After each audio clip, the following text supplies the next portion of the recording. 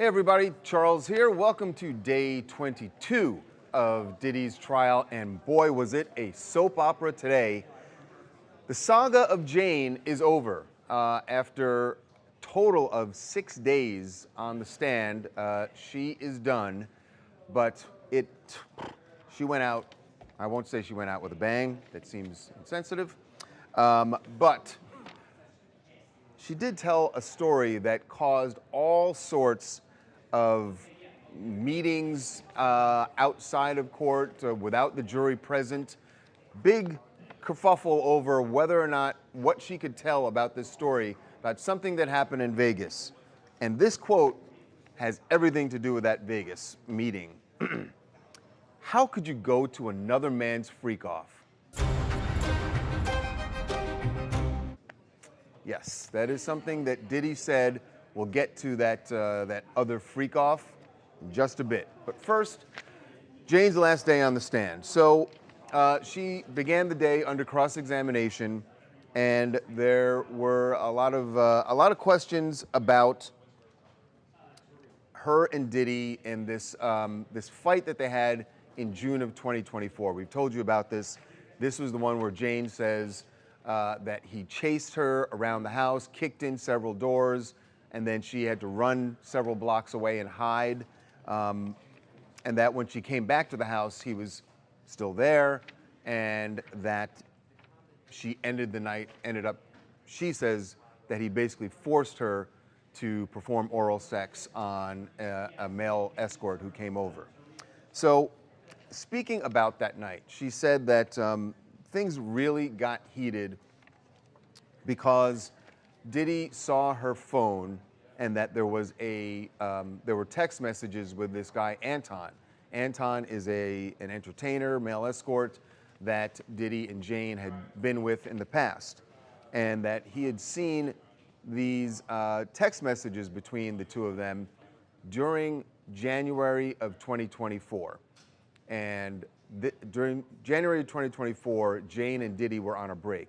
Just to give you the timeline to go back, Cassie files her lawsuit in November of 2023, and then after Jane reads the lawsuit, she feels like this is, her whole life that she's reading. She and Diddy go on a break. So this was the event that caused all this, a meeting between prosecutors, Diddy's attorney, and the judge in chambers. This had nothing to do, the jury did not even know this went on, and it was a very long meeting at the beginning of the day. The reason this was being discussed is because Jane has all the information about this story, and we're going to tell you what happened in Las Vegas in just a moment. But she has all this information, and all we know at this point is that she has testified that she was in Vegas and there was a very famous rapper who she had traveled to Vegas with. Now, the defense really, really wants the name of this rapper to come out in court. And the prosecutors are saying, no, there's no reason for this, Your Honor. There's no reason to put this person's name out there. It's not relevant to this case. But Mark Agnifilo is arguing very strongly that this should come out because during this event, which we'll get to, I know I keep teasing, sorry. But during this event, he says there were 7 or 8 other people in the room. They all know about this, and he says people are going to post about it on social media. The name is going to be out there, and he says that the public deserves, that all of this deserves to come out in a public trial, that it shouldn't just be talked about on social media. If it's going to be out there, it needs to be in the trial, and the jury needs to know about it. Well, government won. Prosecutors convinced the judge that there's no reason to put the name out there. So, sad part is, we can't tell you the name because it did not come out in court. But here's what happened during that January 2024 incident. Jane says that she got on a private jet. So it's the 3 of them traveling to Vegas on this rapper's jet. The rapper, his significant other, and Jane And when they get to Vegas, they bump into Anton. Anton is at the party that is going on, and Anton is, of course, one of the male escorts that has been with Jane and Diddy in the past. They are in Vegas, and they go into, at some point, they're in a hotel room, and as Jane describes it, there are 7 or 8 people standing around watching Anton have sex with a woman, not the rapper's significant other, and not Jane. So they're all partying, watching this happen in this hotel room. Jane says that she's talking to this rapper, and the rapper tells her at some point that he would really like to have sex with her, not in those words, and that she, at some point, flashes everybody in the room just because, I don't know, just because. You're in Vegas, she was having a good time. So why was the defense fighting so hard for this to come out?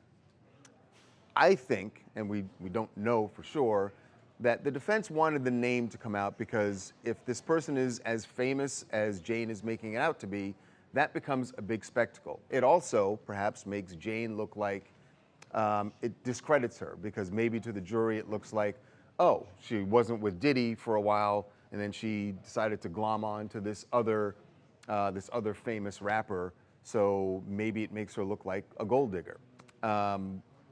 Anyway, she didn't get to say the name, so it's not an issue for the jury. But still, the jury does know it's a famous rapper, so they may have accomplished that anyway. So now, that story is out about the Vegas incident. All right, so now cut to June 2024, the night that they have this knockdown, drag-out brawl where he's kicking in doors and everything. After the physical violence ends, Jane says that they are laying on a bed and Diddy is saying to her, "You are gonna have sex tonight with Anton. Give me your phone." He says he's gonna text Anton from Jane's phone. And as he's going through her phone to get to Anton's text, he sees some old text between Jane and Anton where there's a reference to a mutual friend, and Diddy demands to know who that mutual friend is, and that's when Jane reveals what happened in Vegas to Diddy. And that's what, once she tells that whole story, he looks at her and says, "How could you go to another man's freak off?" Kind of like he's saying, this was our thing, right? You were only supposed to do freak offs with me. Now you've gone to another man's freak off, though I don't know if it's fair to say that that incident in Vegas was a freak off because, as Jane testified, we have no idea if the rapper ever actually got involved with any of the sex that was going on there, or if the rapper even had sex with Jane. She did not testify to that. And then Diddy gets very upset, and his response to this is, "You have to have sex with Anton tonight." And she said, "I didn't want to." And then he got close to her, and this is, we've already told you about this, when he said to her, "Is this coercion?" She says she took the ecstasy pill and ends up performing oral sex on Anton. So this whole thing about who the rapper is and what Jane was doing in Vegas and Diddy's reaction to it, listen, this is good for the defense, right? Because no matter how you paint this, the jury, even though they don't know the name, the jury is going to think, well, here she is just off, having another sex party with someone else. This is just what she does. She's into it. Even when Diddy's not around, she's into this sort of thing. So he wasn't forcing her into this life, into this lifestyle. That's the way it's certainly going to come across.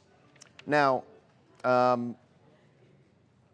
if you stop right there, you'd have to say the defense wins today, right? Because they were successful in discrediting Jane. They were successful in making it seem like Jane was not forced into this lifestyle and was not sex trafficked by Diddy.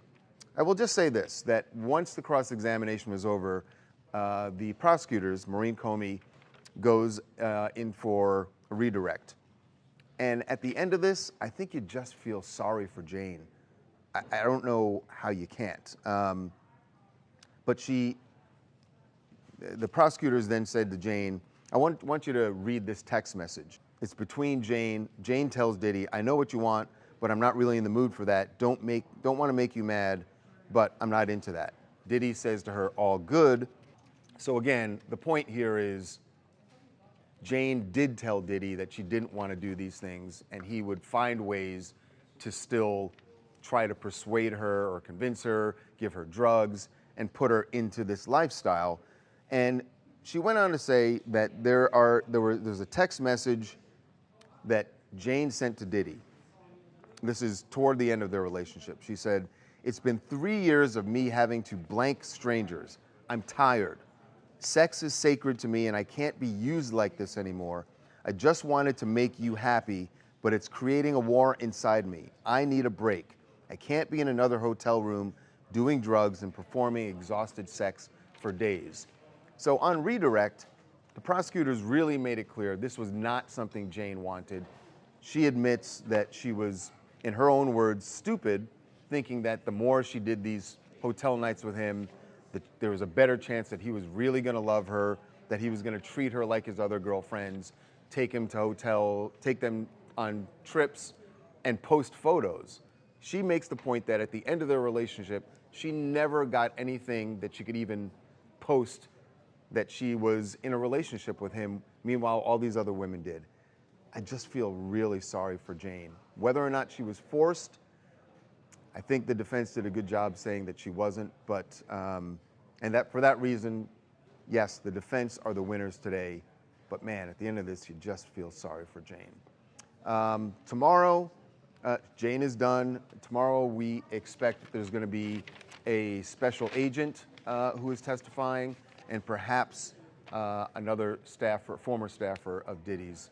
We will see how that all goes down.